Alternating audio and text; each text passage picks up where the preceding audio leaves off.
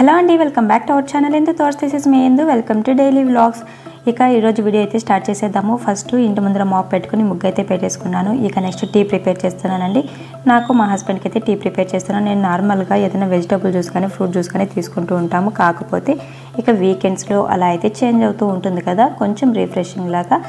ఇక టీ కోసం అయితే ఒక హాఫ్ గ్లాస్ అంత వాటర్ వేసుకుని 2 స్పూన్స్ టీ పౌడర్ వేసుకుని మరిగించుకోవాలి. అదేవిధంగా పిల్లల కోసం అయితే పాలు కాచుతున్నానండి. పాలు కూడా ఒక 2 కప్స్ వరకు పాలు వేసుకొని కాచుకోవాలి. ఇక నెక్స్ట్ అయితే టీ డికాషన్ రెడీ అయిపోయిన తర్వాత చిన్న కప్తో అంటే టీ గ్లాస్ ఉంటుంది కదా, దాంతో అయితే 2 కప్స్ పాలు వేసుకొని మరిగించుకుంటున్నాను. జస్ట్ పొంగు వచ్చిన తర్వాత 1 స్పూన్ లేదంటే ఇంకాస్త షుగర్ అడ్జస్ట్ చేసుకొని వేసుకోవాలి. షుగర్ వేసుకున్న తర్వాత ఫ్లేమ్ని లో ఫ్లేమ్లో పెట్టుకొని ఒక 2 మినిట్స్ అలా మరిగించుకున్నాము అంటే మనకు టీ అయితే రెడీ అయిపోతుంది. నేను ఇక్కడ ఎలాంటి మసాలాలు అంటే ఏదైనా నార్మల్గా పుదీనా అలాంటివి ఏమైనా యాడ్ చేస్తాం కదా, అల్లము అలాంటివంతా నేనేమీ యాడ్ చేయలేదండి. ఇక నెక్స్ట్ పిల్లల కోసం కూడా పాలు పొంగి వచ్చిన తర్వాత ఇందులోకి కొద్దిగా షుగర్ వేసుకొని కాస్త మరగనించిన తర్వాత బూస్ట్ పౌడర్ వేసానండి. బూస్ట్ పౌడర్ 1 స్పూన్ వేసుకొని స్టవ్ ఆఫ్ చేసి ఒకసారి మిక్స్ చేసి స్టవ్ ఆఫ్ చేసేసిన తర్వాత సైడ్ తీసేసాము అంటే చల్లారిపోయిన తర్వాత మనం పిల్లలకి ఇచ్చేస్తాను.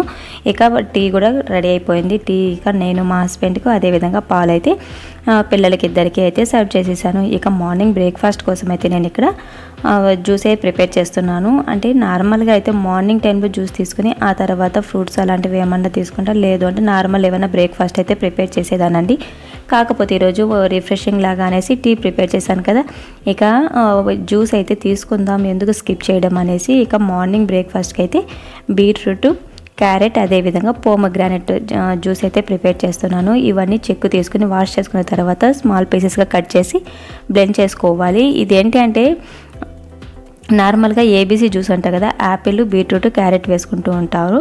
నేనేం చేశానంటే బీసీపీ జ్యూస్ అండి.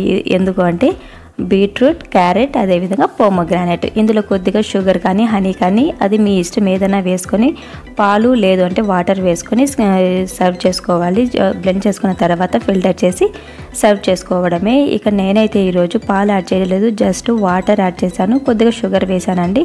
పిల్లలు తాగట్లేదు, నార్మల్గా హనీ అలాంటివి వేసాము అంటే టేస్ట్ కొంచెం డిఫరెంట్గా ఉంటుంది కదా, పిల్లలు అయితే తీసుకోవట్లేదు. అందుకోసం అయితే నేను షుగర్ కొద్దిగానే యాడ్ చేశాను. మనం పోమగ్రానైట్ వేసాం కదా, అది ఆల్రెడీ స్వీట్గానే ఉంటుంది, సో కొద్దిగా షుగర్ వేసుకుంటే సరిపోతుంది. ఇక నెక్స్ట్ ఓన్లీ జ్యూసే సరిపోదు అనేసి నేనేం చేశానంటే వాటర్ మిలన్ ఉంటే మార్నింగ్ అంటే ఎస్టర్డే తెచ్చారనమాట. ఇక మార్నింగ్ నిద్ర లేచిన వెంటనే నేనైతే వాటర్ మిలన్ ఫ్రిడ్జ్లో పెట్టేసి వాటర్ మిలన్ కూడా కట్ చేసి వాటర్ మిలన్ విత్ జ్యూస్ మా బ్రేక్ఫాస్ట్ అయితే కంప్లీట్ అయిపోయింది. ఇక ఆఫ్టర్నూన్ టైంలో అయితే ఆఫ్టర్నూన్ వెజిటబుల్ రైస్ చేశానండి, అదైతే నేను వీడియో షూట్ చేయలేదు. ఇక ఈవినింగ్ అయితే మిర్చి బజ్జీ చేస్తున్నాను. మసాలా మిర్చి బజ్జీ చాలా టేస్టీగా ఉంటుందండి, చిన్నపిల్లలు కూడా చాలా ఇంట్రెస్ట్గా తింటారు. ఫస్ట్ పల్లీలు 1 కప్ తీసుకొని బాగా ఫ్రై చేసుకున్న తర్వాత వాము 2 స్పూన్స్ వేసుకొని ఫ్రై చేసుకోవాలి. అవి ఫ్రై అయిపోయిన తర్వాత సైడ్ తీసి పెట్టి చల్లారిన తర్వాత మనం మిక్సీ పట్టుకోవాలండి.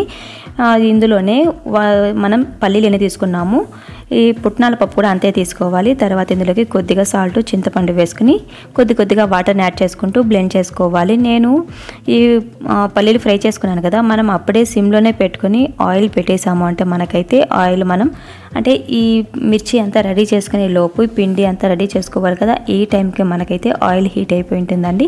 సో నేను అప్పుడే ఆయిల్ని అయితే పెట్టేసి లో ఫ్లేమ్లో పెట్టేశాను. ఇక నెక్స్ట్ చిల్లీస్ తీసుకొని ఈ విధంగా 1 సైడ్ ఘాట్లు పెట్టుకోవాలండి. ఈ విధంగా ఘాటు పెట్టుకున్న తర్వాత లోపల ఉండే సీడ్స్ అన్నీ తీసేస్తున్నాను.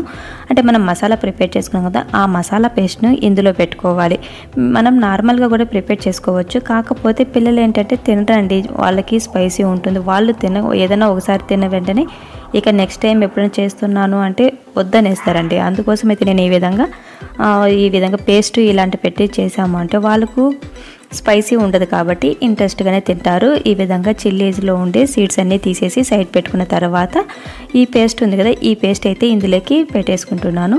అంటే మనం తీసుకున్న చిల్లీస్ని బట్టి ఈ పేస్ట్ని బట్టి అడ్జస్ట్ చేసుకుంటూ పెట్టుకోవాలండి. ఒకవేళ మిగిలింది అంటే పేస్ట్ మిగిలినట్టయితే లాస్ట్లో కొద్దిగా ఎక్కువగా స్టఫ్ చేసుకున్నా బాగానే ఉంటుంది.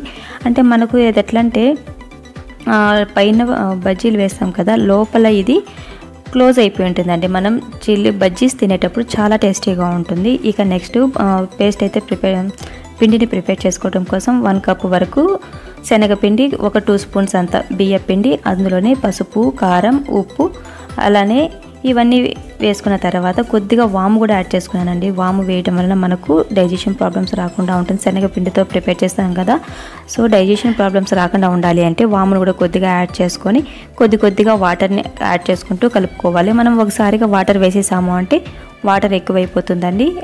ఆ తర్వాత కొద్దిగా వంట సోడా కూడా యాడ్ చేస్తున్నాను. మనకు ఆ పైన ఉండే పిండి అనేది క్రిస్పీగా రావాలి అంటే మనకు వంట సోడా కూడా కొద్దిగా యాడ్ చేసుకొని కొద్దిగా వాటర్ని యాడ్ చేసుకుంటూ కలుపుకోవాలి.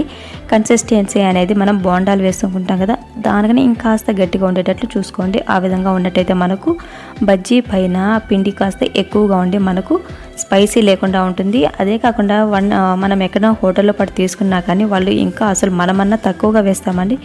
వాళ్ళైతే ఇక బజ్జీ లోపల మిర్చి ఎంతో ఉంటుంది, సన్నగా ఉంటుంది, బజ్జీ మాత్రం లావుగా ఉంటుందండి. నేనైతే ఇక్కడ కొంచెం తక్కువగానే వేశాను. మీకు ఇంకా అంటే అలా కావాలనుకున్నట్టయితే ఇంకా కాస్త పిండి అనేది ఇంకాస్త గట్టిగా పెట్టుకున్నాము అంటే మనకు పిండి ఎక్కువగా వచ్చి బజ్జీలు ఆ విధంగా లావుగా వస్తాయి.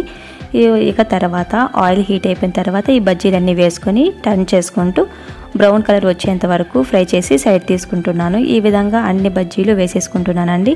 అన్నీ వేసి ఈ విధంగా ఫ్రై చేసి తీసి ఒక టిష్యూ పేపర్ వేసి ప్లేట్లోకి టిష్యూ వేసేసి దానిపైన మనం ఈ విధంగా బజ్జీలు వేసుకున్నాము అంటే ఎక్సెస్ ఆయిల్ ఉన్నా కానీ ఆ టిష్యూస్ అబ్జర్వ్ చేసేసి మనకు ఆయిల్ అనేది ఎక్కువ రాకుండా ఉంటుంది. ఆ తర్వాత నైఫ్తో ఈ విధంగా చిల్లీస్ని అయితే అంటే బజ్జీని ఈ విధంగా కట్ చేసుకోవాలండి.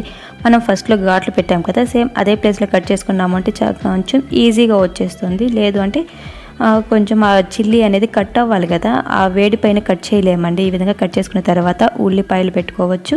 అదేవిధంగా ఏదైనా ఫ్రై చేసిన పల్లీలు కూడా పెట్టుకోవచ్చు అండి, క్రిస్పీగా చాలా బాగుంటుంది. ఈ విధంగా మా ఈవినింగ్ స్నాక్స్ అయితే కంప్లీట్ అయిపోయింది. ఇక నెక్స్ట్ నేను వాష్రూమ్స్ క్లీన్ చేసే వాష్రూమ్స్ అనేటివి మాకు అంటే సాల్ట్ వాటర్ అండి చాలా డర్టీ అయిపోతాయి. అంటే ఒక 3 days అలా వదిలేసాము అంటే అప్పటికే చాలా అండి బాగా పేరకపోయి ఉంటుంది. అలాంటి వాష్రూమ్స్ ఏ విధంగా క్లీన్ చేసుకోవాలో చూపిస్తున్నాను.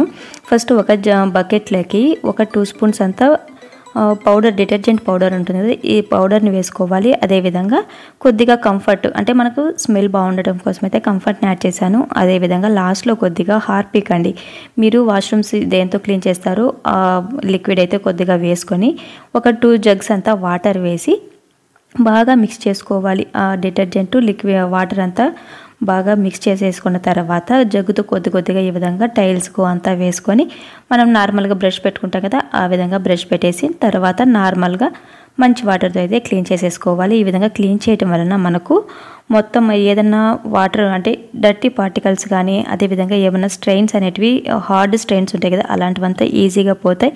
ఈ వీడియో మీకు